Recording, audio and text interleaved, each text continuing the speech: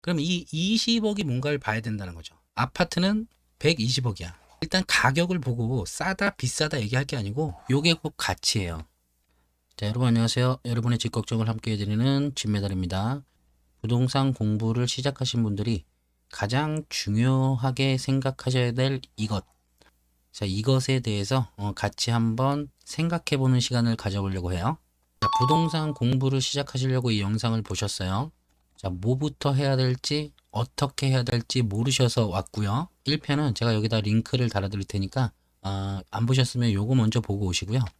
자, 부동산은 크게 건물과 토지로 나눈다고 했습니다. 건물은 여러 종류의 건물이 있고 여러 지목의 토지가 있다고 했죠.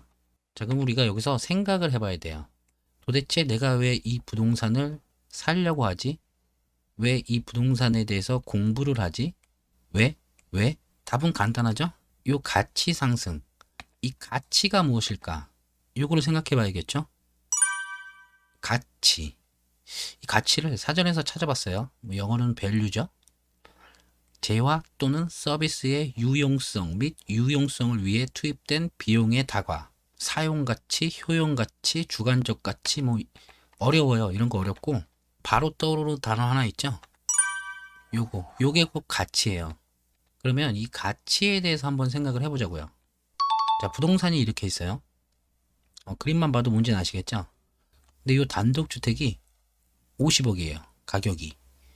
아파트는 100억이고, 이 작은 건물이 10억이고, 이 큰 건물이 5억이네요. 이거 싼가요? 비싼가요? 싸다? 비싸다? 뭔가 좀 이상하죠, 가격이. 원래 요게 맞는데, 원래는 요 구간이 요거고, 요 구간이 요게 맞는데, 여기가 A란 동네예요. 건물들은 이렇게 많은데 단독주택은 딱 한 채고 아파트는 딱 두 채가 있는 거였죠. 어떻게 됐겠죠?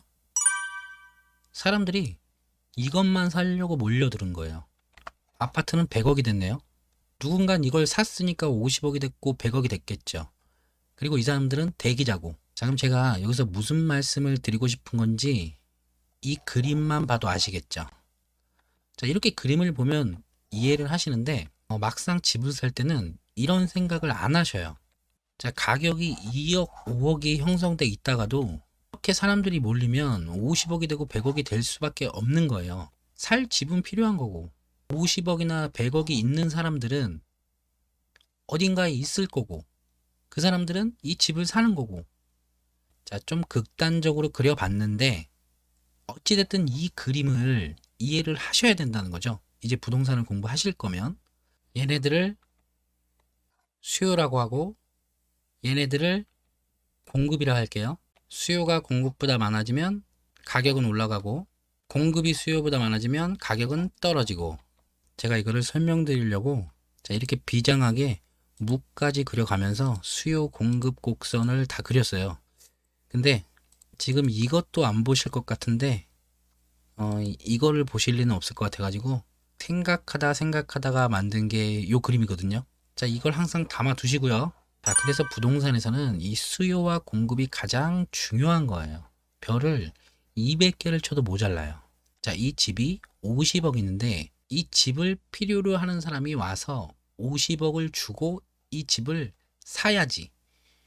집을 해야지. 그래야 이 50억이란 가치가 만들어지는 거잖아요. 이 집을 40억에 샀다 그러면 이 가치는 40억이 되는 거고 100원에 샀다 그러면 이 집의 가치는 100원이 되는 거예요. 여기서 이 집을 사려는 사람들이 계속 생겨서 이 수요자들끼리 경쟁을 해야 가격이 올라가는 거고 곧 가치가 올라가는 거겠죠. 자, 그런데 수요는 이렇게 많아지는데 공급이 수요를 쫓아가면서 계속 많아지면 가격은 일정 수준을 형성하겠죠. 자, 그러면 다시 요 그림으로 와서 요 가격이 이제 이해는 되시죠? 이 집이 내가 생각했을 때 내 생각에는 20억이면 되는데 50억에 팔면 둘 중에 하나겠죠. 수요가 많겠구나 또는 공급이 모자라고 있구나. 일단은 이게 정답이든 아니든 둘 중에 하나로 판단을 해야 돼요.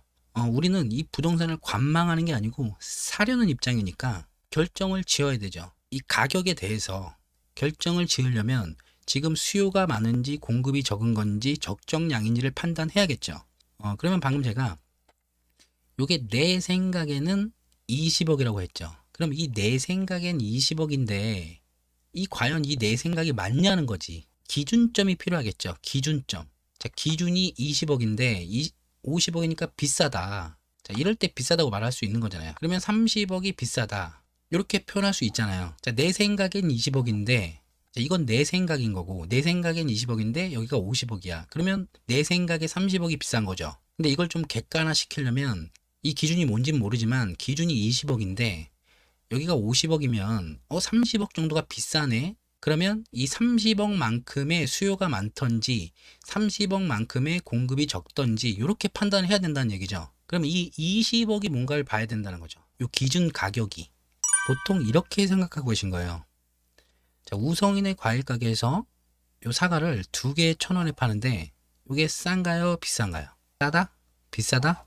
내 생각에는 4개에 1,000원이면 되겠는데 2개에 1,000원이네? 그럼 비싼 거네. 이렇게 생각을 하시면 안 된다는 거죠. 자, 현빈이네 과일 가게를 갔더니 이 사과가 1개에 1,000원이에요. 그리고 동건이네 과일 가게를 갔더니 사과가 3개에 1,000원이야. 이렇게 되는 거죠. 자, 다시 한번 볼게요. 우성이네 과일 가게가 사과가 싼가요? 비싼가요? 자, 여기서부터 이렇게 현빈이네 과일 가게를 들렸다 오신 분들은 우성이네가 싸다고 느끼실 거고, 여기서부터 동건이네 가게를 이렇게 들렸다 오신 분들은 현빈이네가 비싸다고 느끼겠죠. 그리고 너무 똑똑한 나머지 현빈이네 가게도 들리고 동건이네 가게도 들렸다 오신 분들은 우성이네 가게가 적당하구나 라고 생각하겠죠. 자, 그러면 이 동네 사과의 평균가는 2개에 1,000원인 거예요. 내 생각이 아니고 2개에 1,000원. 요게 이 동네 사과의 평균 가격인 거예요. 그럼 일단 요 평균 가격을 알아야 다른 사과가 싼지 비싼지 이렇게 말할 수 있다는 건 아시겠죠. 자, 그럼 다시 이렇게 볼까요? 가격이 이렇게 형성이 되어 있어요. 싼가요? 비싼가요? 이제는 모르겠다가 답이죠. 자, 이 동네 평균 가격을 조사해 봤더니 보통 단독주택 가격이 60억이야. 그러면 여기는 비싼 거고 여기는 싼 거죠. 아파트는 120억이야. 그럼 여긴 비싼 거고 여긴 싼 거죠. 자, 제가 말씀드리고 싶은 건 이거예요. 일단 가격을 보고 싸다 비싸다 얘기할 게 아니고 요 평균 가격을 알아야 돼요. 자, 이 가격은 좀 확 와닿으시라고 이렇게 표현한 건데 이 기준점을 아셔야 돼요. 기준점을 일단 정확하게 아셔야 얘가 싸다 비싸다를 알겠죠. 자, 이게 평균 가격이라고 하고 보통 이거를 평당가로 계산하죠. 평당가가 1,000만 원이고 평당가가 3천만 원이다. 근데 이 동네 평균 가격이 2천만 원이다 하면 그러면 여기는 1,000만 원이 싼 거고 여기는 1,000만 원이 비싼 거겠죠. 자, 그럼 여기까지 정리하면 이렇게 되겠네요.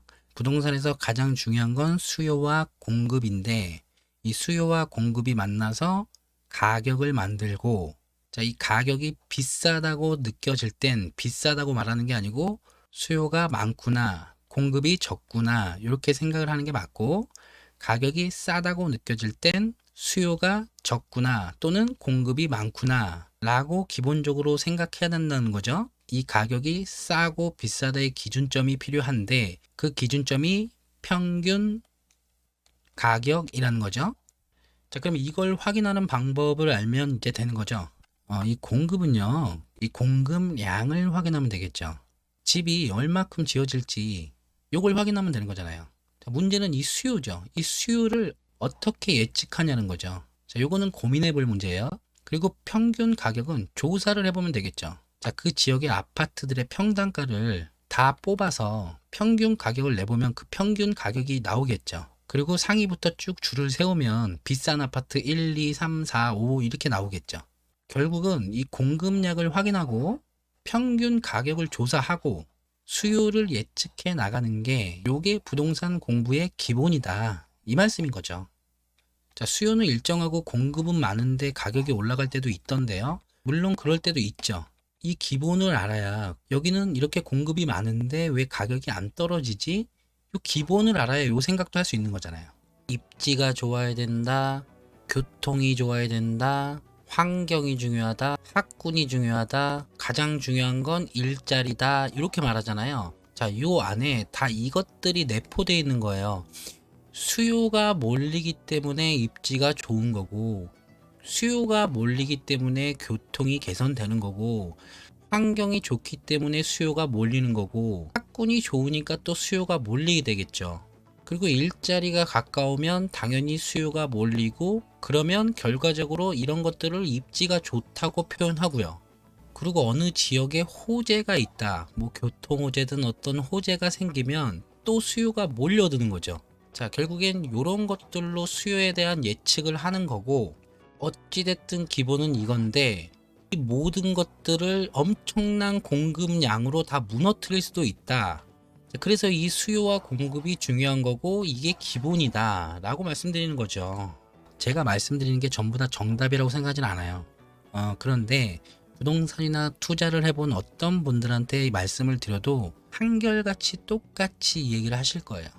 왜? 이게 가장 중요한 거니까. 결국엔 이게 가격을 만드는 거니까. 자, 그럼 이제 다음 영상부터는 공급을 확인하는 방법, 그리고 평균가를 어떻게 조사하는지 요걸 좀 알아보고, 수요를 어떻게 예측하는지 요건 함께 고민해 보자고요. 그리고 내용이 좋으면 좋아요 눌러주시고, 싫으면 나빠요인가? 좋아요 반대 거 뭐 있죠? 그거 좀 눌러주세요. 좋아요든 안 좋아요든. 좋아요를 눌러주시고 안 좋아요를 눌러주시는 것 자체가 저한테는 수요에 대한 고민이거든요. 남들 다 싫어하시는 것도 혼자 만들 수는 없잖아요, 영상으로. 저는 싫어요도 좋아하는 사람이니까요. 이거 싫으면 싫다, 좋으면 좋다 좀 눌러주세요.